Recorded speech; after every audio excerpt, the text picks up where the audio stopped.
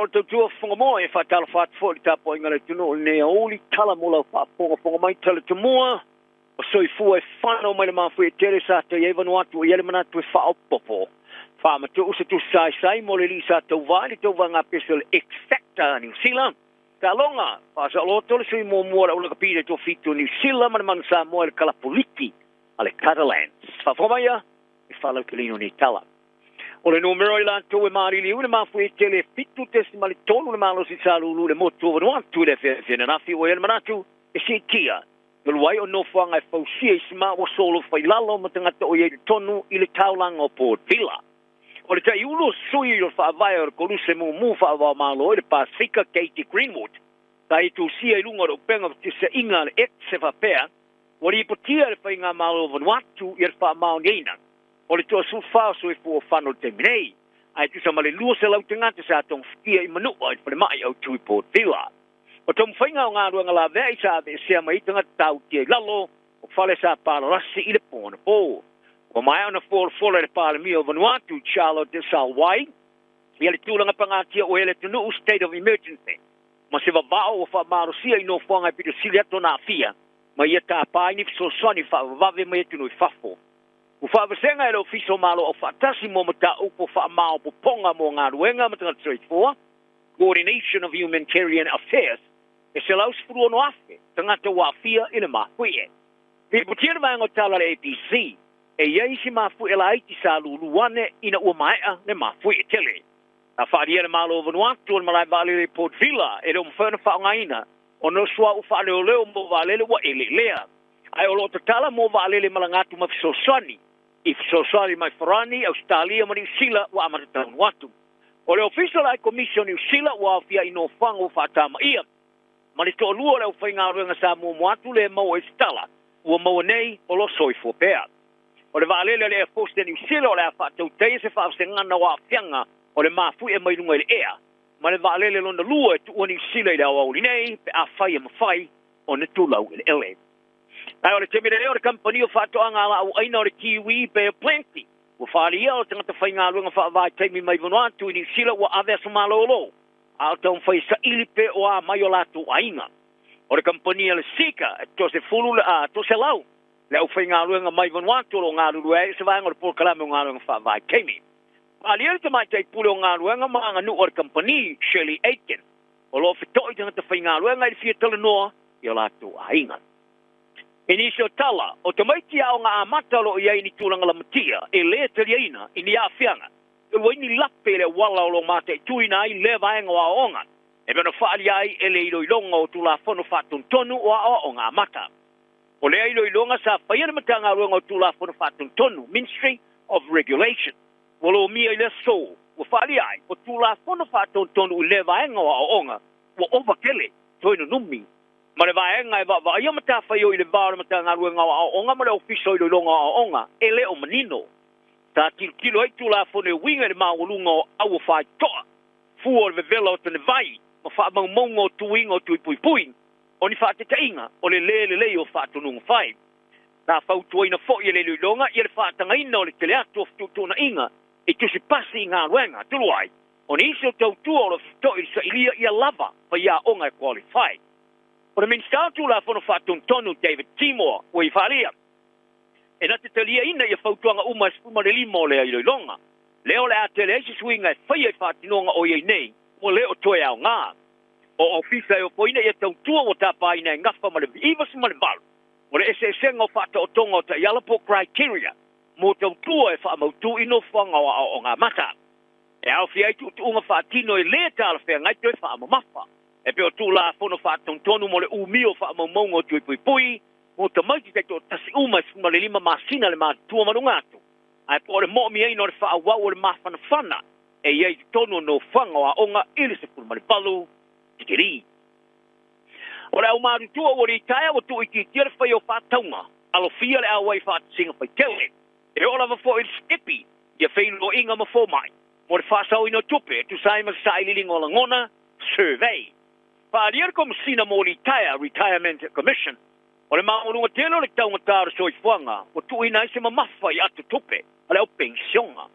O le sa ililinga o le ngona sa fisilingi ai le afte fast lau 50 o lau pensione New Zealand. Ta mawai tosu fit pasene o latu whalia. O latu tūlanga tau tupe o iei nei o sile atu ona langa taru mai le wafe ma le rufurulua. O le tamata isu e whapitoa komisi o retire po le Retirement Commissioner, Dr. Joe Campbell. Me whalia, o lau pensiona o whaia ni lasanga e atu ngaruai. Mo le fia whasawina leo tupe. O e tā wai o le lata le afo i lato o whalia le whaititi o taimi whaalu, maainga, mawo. Ai pe whaia mea e fia iai. 20% me sia lato whelo inga mfo mai. Ma o se popolenga telelea. 20% o whaititi le alfa ingo tau mafa e whakawina. Ai wa patino no popolenga tele le numero e lato e skipi. E pe tolo ia tonga whikinga whafo mai.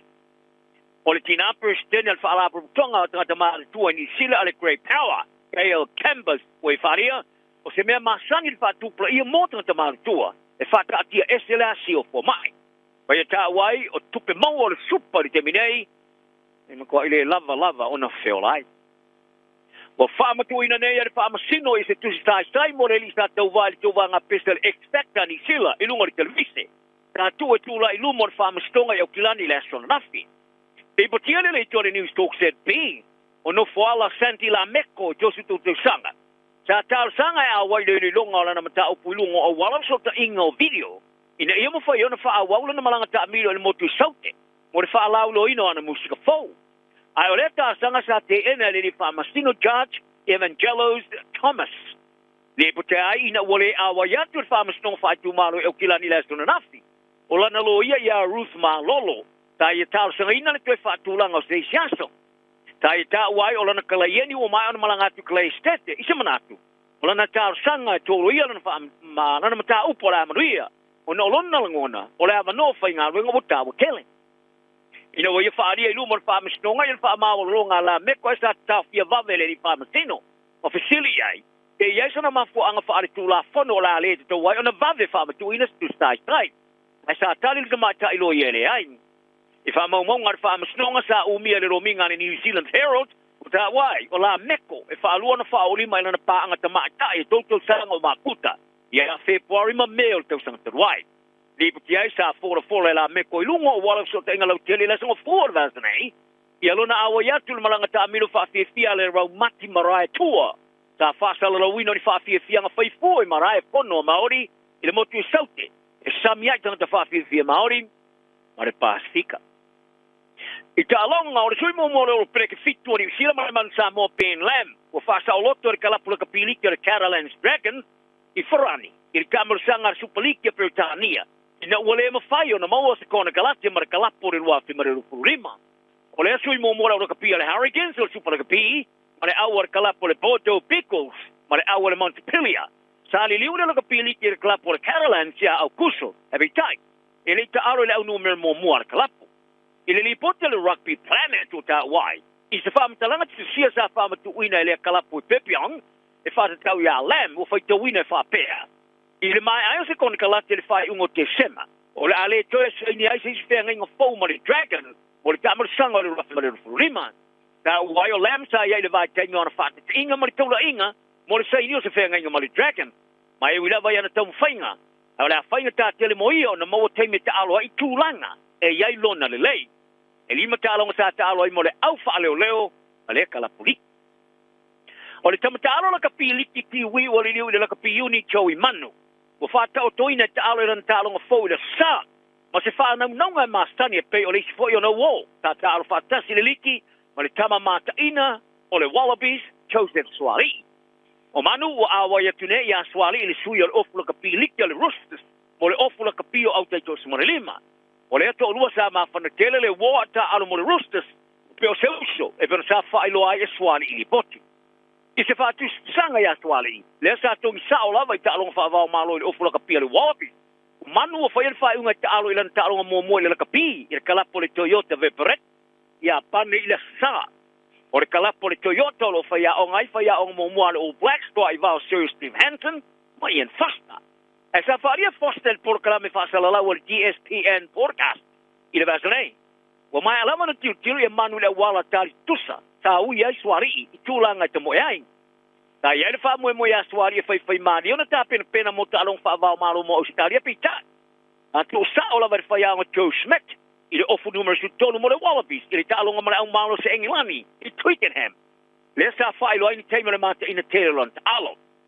Fadi ai fosta. O manu o tilo e fa te mo e tilo nga pulpeti a pole wingi. E tu ina e sa no e fa masani ali talonga. Ma ia ta wai e tele kana no ngai wingi a manu mo na fa no nga ta alo mo le All Blacks. Ma fa tu sai tamata alo longo amu mo le liki. Lesa ali li mai mata alo mo le All Blacks. E ye Sonny Bill Williams. Marota tu va sa shek. Ora ola kapili ke tamata er kala pole Warriors wala tu Oceania la sanga bawa a lumana ia la tu tu teliuri tamer sanga like tamata ia Australia le NRLW. Ole tamata ia fa luon champini le pu au ta longa on impeka le kapita tu fitu ila tamata ia New Zealand Black Ferns 7 pa ono na malo champino fa solonga tamer sanga le kapita tu fitu le rangi. Ma le champino langi au te tu Somalilima ya Michael Blight. Ole asuil na ta longa pe mai ali ta mrstanga te to fito faster nei. Ta ser to sanga ora fenga inga mo le Warriors, le wa family lima. Ole te mata ilusu vo to sanga sa ola ni Taranaki, so to sanga o manu maro to ile te alo to sanga le kapite to fito le rangi le wa so fito. Ma le wa so mo le valu. Ta o fia ile awole Black Ferns a manu maro le pini auro le pecco le wa felus fulu, ma le wa family for fa. Ma le pini auro ta longa malo le ta plenga le wa festo mo le valu. E seria mana lusa lau ta alonga mo ta alo mo le Black Ferns. E lusa lau lima sfuru on score ta ia mawai.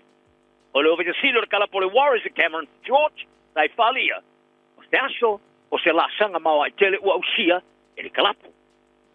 Wa awina tu ne se fa mai senga fa va o so kala o shaina tanga to no ato no le mafui. Ta ta ia le tunu i la sona rafi. Fa ia ia fa vai e mori te talo mo ainga wa fia fa manulia. Ape mai ngoi la tu whanu soifua i le nei taimi o lui tau. Tala nau nei oli, i aere sa ngole mu martile mu tana te uma soifua ia.